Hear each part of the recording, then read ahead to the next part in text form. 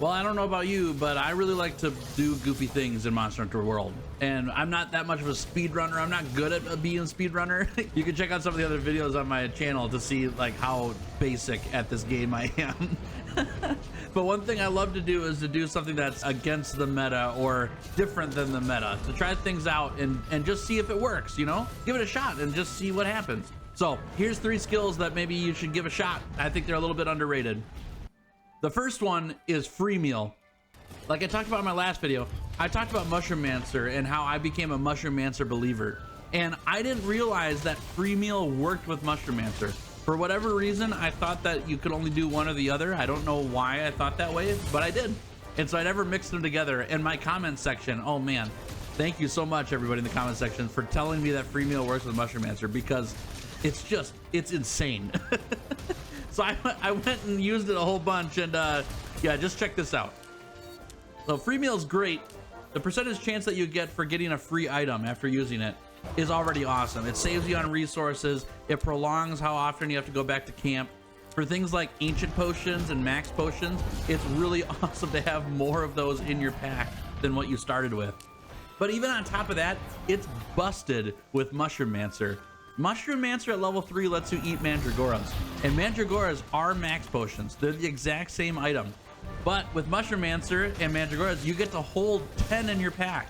Then you throw a free meal on top of that, and you have a 25% chance to not consume the Mandragora after you eat it. That's like adding 25% more mushrooms to your pack. And let's not forget about free meal secret on the Tigrex armor. That gives you a 75% chance to not eat food when you eat it. That's crazy. That with Mushroom Mancer, and now you've got 10 Mandragoras plus a 75% chance to not eat any of those Mandragoras. And I'm only talking about max potions. The other underrated part of Mushroom Mancer is the Devil's Blight mushrooms. Those things are dash juice, and you eat them instantly. You don't have to drink them. They give you a whole bunch of stamina through your hunt, and now you throw a free meal secret in on there, and you have a 75% chance to not consume a Devil's Blight. You're never gonna run out of stamina. It's so good. I put together a little armor set here. Don't mind the look of it. The look is terrible. Get your layered armor out because this set just looks goofy. But I'm running some Tigrex armor with Brute Tigrex mixed in there, and you get free meal secret, you get Mushroom Mancer, and you get the bonus level 3 speed eating, which speed eating with Mushroom Mancer isn't as good as other avenues that you can do with speed eating. But when you have speed eating 3 with Mushroom Mancer, you literally eat things instantly. There is no 1 second delay between when you pop that Mandragora or not. And the amount of times that I've been carded because of that 1 second pause between when you click the button and when you eat the Mandragora is pretty high. So level 3 speed eating is still good on Mushroom Mancer. It's just not as good as when you don't run Mushroom Mancer. So I know the criticism that's gonna be for free meal though. The criticism is gonna be something like, but Tails, I don't have enough damage if I run Mushroom Mancer and free meal and speed eating. Where's all the damage gonna come from? Well, consider this, my friends. Now you get to be a super tank in the weirdest sense. It's not that you don't take a lot of damage like you would think a tank would do. It's that you heal all of it back instantly. If you want to run the really cool build of like defense boost 7 and divine blessing, now you throw in free meal secret plus Mushroom Mancer, and you're just never gonna die. Seriously, for all those people who really want to live the super tank dream, this is the route to go. It's not that you reduce your damage a bunch, though you can add that in. It's that you can never die because you're never gonna get one shot by anything. On top of this, free meal is even better when you add sword and shield to the mix.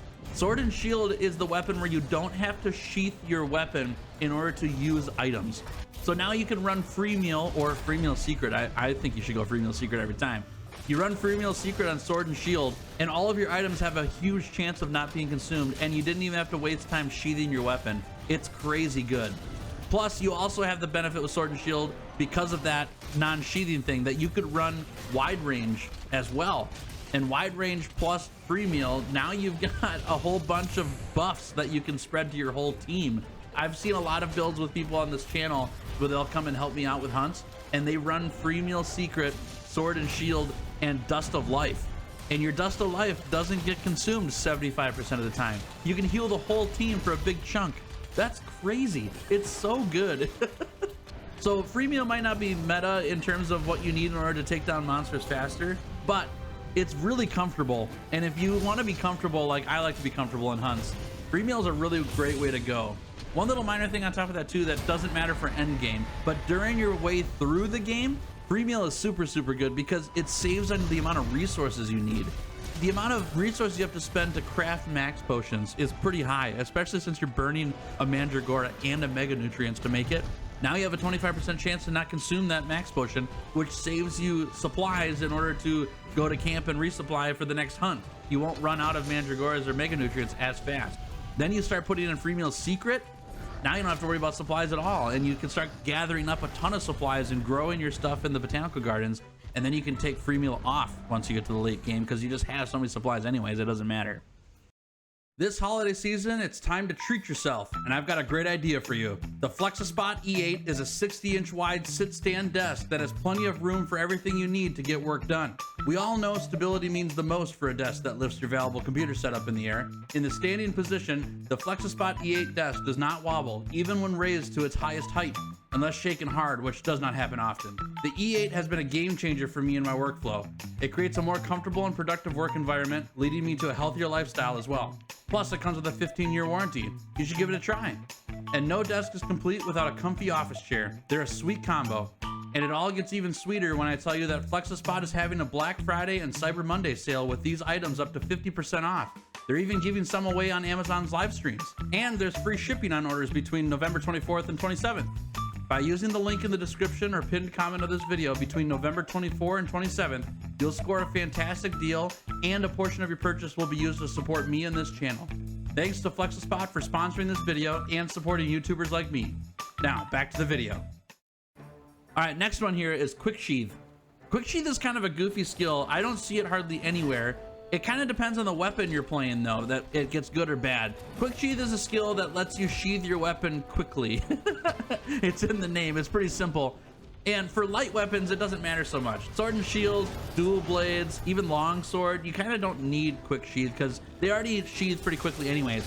But when you start looking at heavy weapons like the charge blade and the great sword and the heavy bowgun, quick sheath starts to look a lot better. The heavy weapons of the game are the ones that benefit the most from quick sheath, and there's a few reasons why.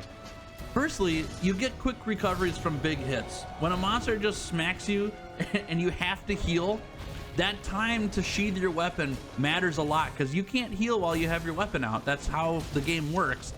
And monsters like Ebony Odogaron and other quick monsters, they do all these quick jabs at you, and you need to heal as fast as you can or you're gonna get carded. So quick sheath can come in handy to get you the heal you need in just a split second. In addition, it also makes you more mobile overall. Basically, without quick sheath, you're either hitting your run button in order to sheath your weapon and then get into position for where you need to be, or you're dodge rolling everywhere. And dodge rolling's fine, it's not that big a deal, but it burns your stamina. And your stamina is arguably the most important stat that you have. If you don't have stamina, then you get hit. And when you get hit, you get carded. That's just how it goes. So if you can conserve your stamina as much as possible, it can really help in making hunts more successful. And quick sheath is just another way to do that. It lets you store your weapon away quickly. It lets you not have to dodge roll so much. You can run to dodge attacks and then stop running to regain your stamina as you go and use items as you go. I just think it adds more mobility in general than just dodge rolling everywhere. You can also use quick sheath to combo with Frostcraft and Critical Draw. Those two skills, they trigger when you do the first attack with a weapon, so your draw attack. Specifically things like the Great Sword, this is really good. Frostcraft on Great Sword is insane. Critical Draw on Great Sword is also insane. And Frostcraft and Critical Draw all together on Great Sword is like ridiculous. And all you want to do after you build a build like that is sheath your weapon quicker so that you can do the draw attack again as fast as possible. This is also really good on Charge Blade, by the way. I don't see a lot of Charge Blade users doing that, but if you wanted to do a draw attack Charge Blade build with the axe, Quick Sheath starts to look really awesome. There's a fun build there with Quick Sheath, Frostcraft, and Critical Draw, and it could change the whole way that you play the game in a really fun way. And then another reason that Quick Sheath I think is really underrated in a sense is for those of you who are like me, who whenever you get done doing like a big combo attack or something like that, and you habitually hit the sprint button, it makes it less painful. I do this often with dual blades primarily, but I did do it on my Charge Blade run a lot. I didn't utilize the dodge roll as much on the Charge Blade because I just needed to reposition in a different way quicker. And so I just always would do the big SAED hit, and then I'd hit the sprint button, and I sheathed my weapon, and it wasted so much time when I could have had quick sheath and just sheathed it real fast and got where I wanted to go, or I'd have to position with dodge rolls and hope I had the stamina left over. So for those people who really like to mash the sprint button like I do, quick sheath starts to look a lot better because you can just get around the map a lot faster and it doesn't punish you for hitting that sprint key. All right, my last spicy skill for you, my last underrated skill for you is slinger capacity. I've used it a bunch prior to this video, and then while I was making this video, I went out and did a whole bunch of hunts with it. And it's just this little bit of value that makes such a big difference. And I got tons of reasons why slinger capacity is awesome. Here we go. Firstly, throwing monsters into walls is awesome. It's a great feeling. I know that there's some controversy around whether the Clutch Claw was a good addition to World or not compared to other Monster Hunter games, but this is my first Monster Hunter game, and I think the Clutch Claw is awesome. I really enjoy it. If we're talking about tenderizing, that's a whole nother video. We can get into that another time. But the fact that you can latch under monsters, it helps with the mobility a lot. Plus the wall throw, like the wall bang or whatever, is really cool. I really like the feeling of just throwing a monster in a wall, getting a free knockdown on there, and just beating the monster up. With slinger capacity, you get more slinger ammo. Pretty much any slinger ammo you pick up, you get bonus amounts of slinger ammo. And that may not feel like a big deal until you use the wall bang ability, right? When you do the flinch shot and you throw a monster to the wall, and then you still have slinger ammo left over. I mean, check this out. I did this to Band Barrel the other day. I got to do the flinch shot on the Band Barrel, throw it into a wall, beat up the Band Barrel with my dual blades, and then right before it stood up, I just lashed on its face again and threw it into the wall a second time. You can do that pretty much all the time when you have slinger capacity because you always have slinger ammo. It's pretty nice for that stuff. Also, on that same token, just having slinger ammo, especially for heavy weapons, it's hard to come by sometimes. With the light weapons in the game, if you didn't know, when you do your Clutch Claw attack and then do the tenderize attack, the light weapons will drop a slinger ammo on the ground, and monsters do that to a certain point. They don't have infinite amounts of slinger ammo that they drop, but they do drop quite a bit. But with heavy weapons, you get to tenderize the monster in one hit versus two with light weapons. So if you do the tenderize attack with a heavy weapon, you get the tenderize, but you don't get a slinger ammo, which then lessens the amount of times that you can throw a monster into a wall with a flinch shot.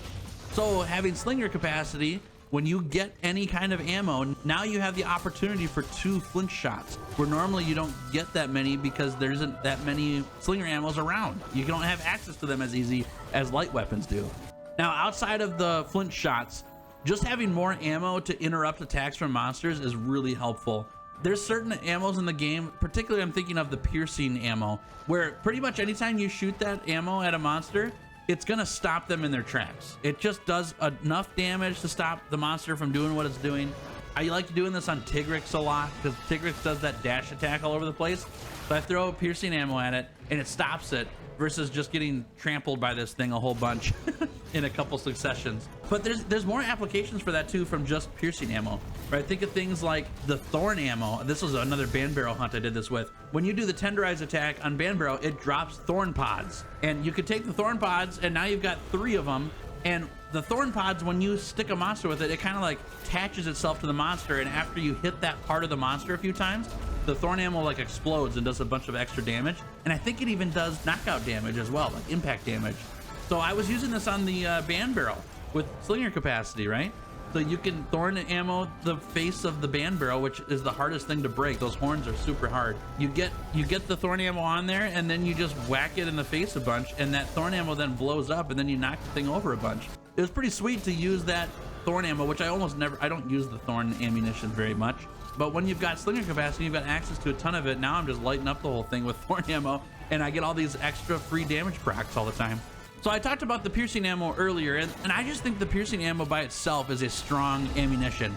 And then you run it with the slinger capacity skill, and now you get extra piercing ammos. And piercing ammos they're just strong. They're really good. So now you start to consider using your slinger ammunition as just a ranged attack. But you can do some serious damage with the piercing ammo. I don't know if you can take down a monster efficiently or in a reasonable amount of time that you'd want to spend with just piercing ammo, but you could do a fair number on it. And now you start talking about these last 2 points, right? With ability to interrupt monsters with the ammunition as well as just strong ammunition in general. Those 2 points for light weapons specifically make slinger capacity look even better. You get all these free drops from doing the tenderize attack on monsters if you're holding a light weapon, and then you can launch all of them, which is fantastic. and it'll do a bunch of damage or stagger the monster a bunch, which then opens those monsters up for a bunch of counterattacks from you. Now, there's another big old point that comes with slinger capacity that I don't utilize as often because I forget I can do it. But for those who do utilize it, slinger capacity looks even better. With the Iceborne edition, there are slinger burst attacks on weapons, and they essentially are another attack within your combo that fire a shotgun effect of slinger ammunition at the monster right in front of you. There's a creator here on YouTube, Terroriza, who just did a guide on Greatsword, and he talks about the slinger burst and how useful it is with the Greatsword combo. You should check out his video. I'll put a link to it in my description. But when you look at that combo with slinger burst in it and the utility that it has to change your direction that you're facing with that slinger burst attack, now slinger capacity looks even better because you get to use your slinger burst shot more often to get you positioned correctly, as well as the shotgun effect of the slinger burst. It's pretty sweet. So those are 3 skills that I think are a little bit underrated. They're not played as much, or they'll just make your hunts a little bit smoother. You should definitely check them out. They're worth a shot. I'm not saying that they're, you know, the best skills in the entire game, but I think that they're underlooked more than they should be. They're pretty awesome. So with free meal, quick sheath, and slinger capacity on the list, which of these do you already use? Are there certain ones on this list that you need to try out still that you haven't done? And then what other skills do you think I should try out next? What are these skills in your opinion that are underused or undervalued? Thanks so much for listening. I hope you have a fantastic day, and I'll see you in the next one.